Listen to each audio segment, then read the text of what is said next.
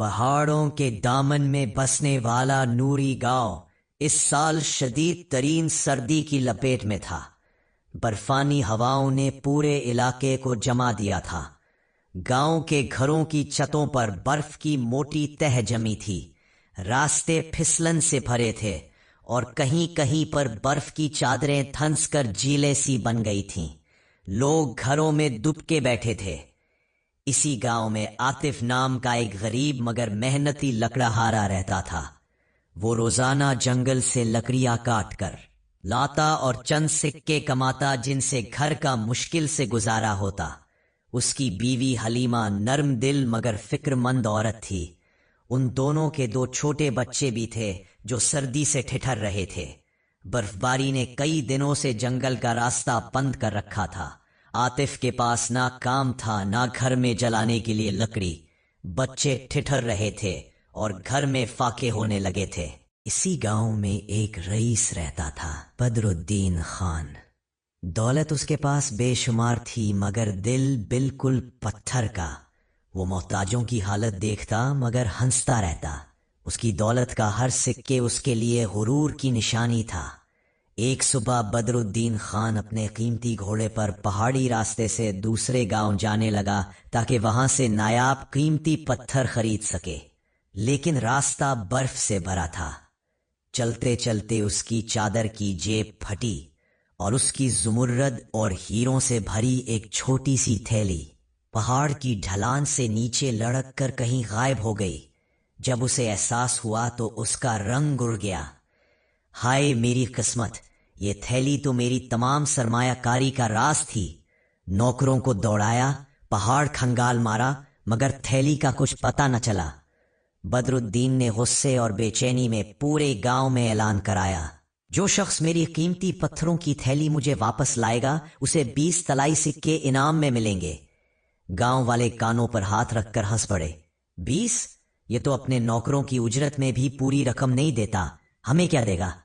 یہ تو دھوکہ ہے، کوئی تھیلی ملے بھی تو چپ چاپ رکھ لے گا۔ کوئی بھی تلاش کرنے نہ نکلا۔ ادھر گھر میں سردی، بھوک اور پریشانیاں عاطف کا دل چیر رہی تھیں۔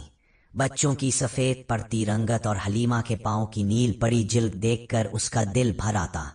وہ حلیمہ سے بولا، حلیمہ مجھے ڈر لگتا ہے کہیں یہ سردی ہمارے بچوں کی جان نہ لے لے۔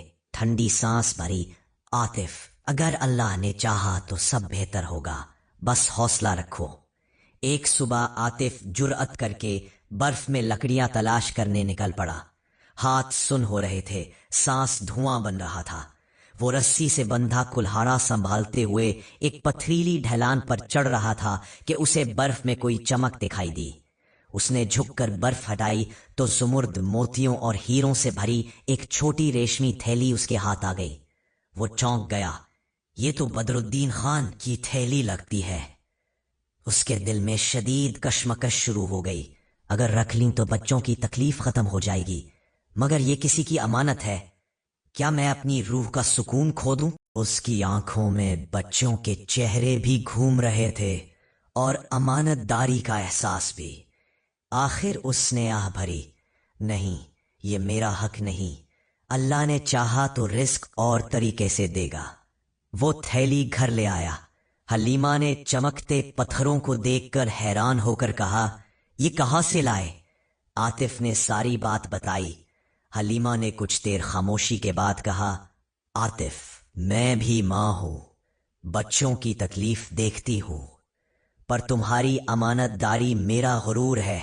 اگر یہ بدر الدین کی تھیلی ہے تو اسے پہنچاؤ، چاہے انعام ملے یا نہ ملے۔ عاطف کے چہرے پر ہلکی سی مسکراہٹ آئی۔ عاطف تھیلی لے کر بدر الدین کے دروازے پر پہنچ گیا۔ بدر الدین نے تھیلی دیکھی تو خوشی سے پاگل ہو گیا، مگر اگلے ہی لمحے اس کے ذہن میں ایک مکاری بھری، اب یہ انعام مانگے گا، کیوں نہ اسے جھوٹا چور ثابت کر دوں۔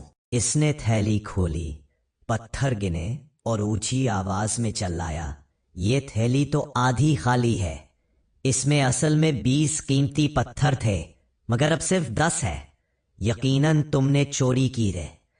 عاطف کا دل ڈوب گیا۔ خان صاحب میں نے کچھ نہ نکالا، جیسے ملی ویسے آپ کو دے دی۔ بدر الدین نے اپنے نوکر پکارے۔ اس کو پکڑو، میں اسے سردار قبیلہ کے حضور لے جاؤں گا، وہاں فیصلہ ہوگا۔ گاؤں کے سردار حکمت خان نہایت دانا اور منصف انسان تھے۔ عاطف اور بدر الدین دونوں اس کے سامنے پیش ہوئے۔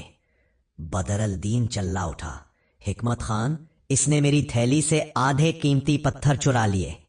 عاطف نے خاموشی سے کہا، میں نے کبھی کسی کا حق نہیں کھایا، سردی میں جان جوکھوں میں ڈال کر امانت لوٹا رہا ہوں۔ حکمت خان نے دونوں کو غور سے دیکھا اور کہا، تھیلی مجھے دو۔ وہ کچھ دیر تک تھیلی کو دیکھتا رہا، پھر مسکرا کر بولا، بدر الدین، تم نے کہا کہ اس میں 20 پتھر تھے؟ جی ہاں۔ تو پھر یہ 10 پتھروں والی تھیلی تمہاری ہو ہی نہیں سکتی۔ تم اپنی 20 پتھروں والی تھیلی تلاش کرو، اور یہ 10 پتھروں والی تھیلی اس شخص کے پاس رہے گی جسے یہ ملی۔ عاطف حیران رہ گیا۔ بدر الدین کا چہرہ لال ہو گیا، مگر دلیل نہ کر سکا، چونکہ جھوٹ اس کے گلے میں پھنس چکا تھا۔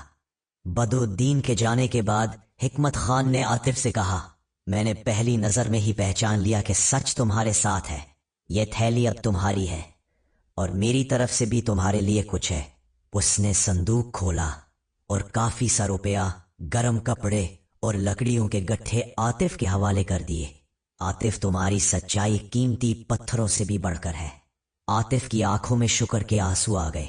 جب عاطف گھر پہنچا اور سب کچھ حلیمہ کو بتایا تو وہ اللہ کا شکر ادا کرتی رہ گئی۔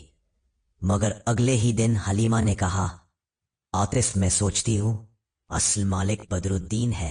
اس نے غلط کیا، مگر ہم اس کے غلط کام کو دوہرا نہیں سکتے۔